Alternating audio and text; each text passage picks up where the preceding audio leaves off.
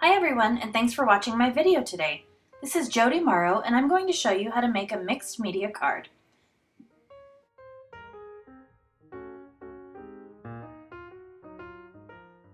I'm using Strathmore mixed media paper and Studio brand Gesso, and I'm just coating the front of the card in smooth strokes.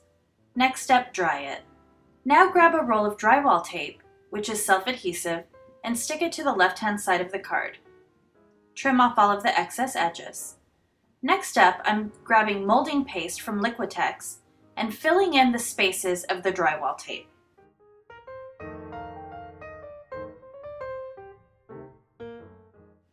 Now gently pick up your piece and wipe the excess molding paste off from the sides. Then go ahead and dry. I'm squirting some paint directly onto my card front and painting it on.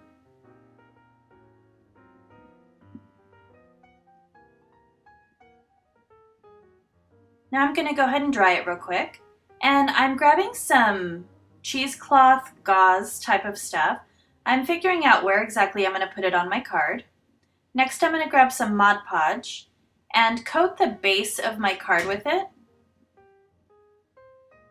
just where I'm going to put the gauze.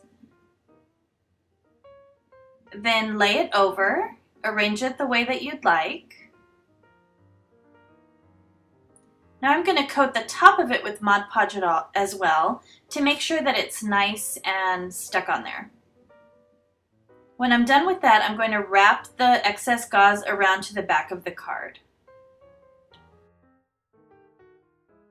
Now once again, I am drying my piece. I'm going to go ahead and give it a quick coat of gesso again. This is going to prime it for any of the other techniques that we're going to do. Now I'm drying it again. And now I'm kind of figuring out what stamp I'm going to use. I found a border stamp, and I'm going to stamp it without a block using Ranger Archival ink. This was a technique shown to me by Mona Pendleton. Now I'm going to dry it again. We dry between every step. Now I'm grabbing the Checkerboard stencil, and I'm going to use some molding paste again and fill the whole card front with molding paste. It'll give it a nice dimensional look and add to the overall feel of our card. Lift it straight off and wipe the excess paste off the edges of the card. Then you'll use your heat gun to dry that again. Now I'm grabbing a product called Inka Gold. It's a really cool foamy gel paint-like stuff. I'm going to coat my lacy butterfly, it's actually called Fancy Butterflies, with the paste, and I'm just using my finger. The directions say to use a soft cloth, but I find it easier to just rub it on myself. You'll make sure and get a nice even coat. I'm just kind of trying it on for size, seeing how it looks layered over a white butterfly, and I've decided I'm going to use some paint to stamp the big polka dots from large scale backgrounds onto the butterfly. I'm using a foam brush to apply the paint, and then stamping straight down. I'm going to go ahead and dry it real quick. And now I'm going to make an antique glaze for my card front and butterfly.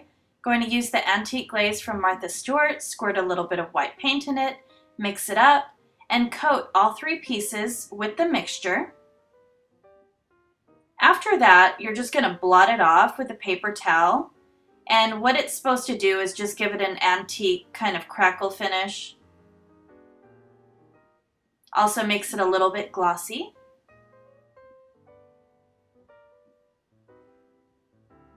I'm going to use the paper towel and then go ahead and dry it with my heat gun.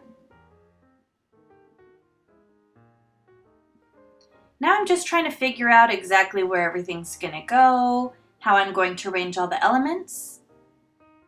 I'm going to put a sentiment on the fishtail flag. It's the Thinking of You from Mona Pendleton's new butterfly set.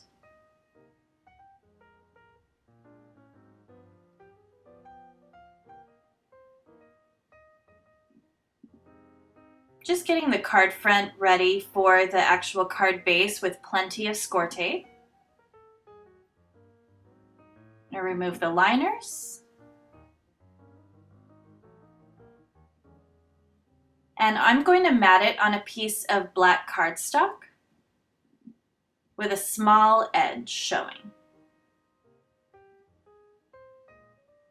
Now I'm going to prepare my butterfly, and I've cut a very thin piece of black cardstock so that I can create some little antenna.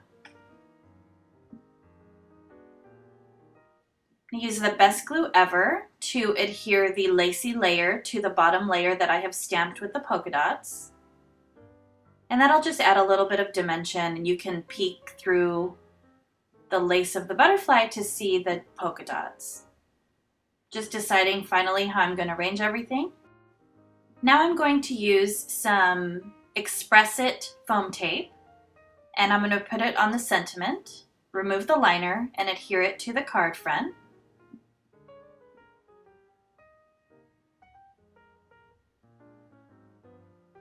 Then I'm going to use some of my foam booster dots on the back of the butterfly. Remove the liners, and I'll be adhering it to the card front.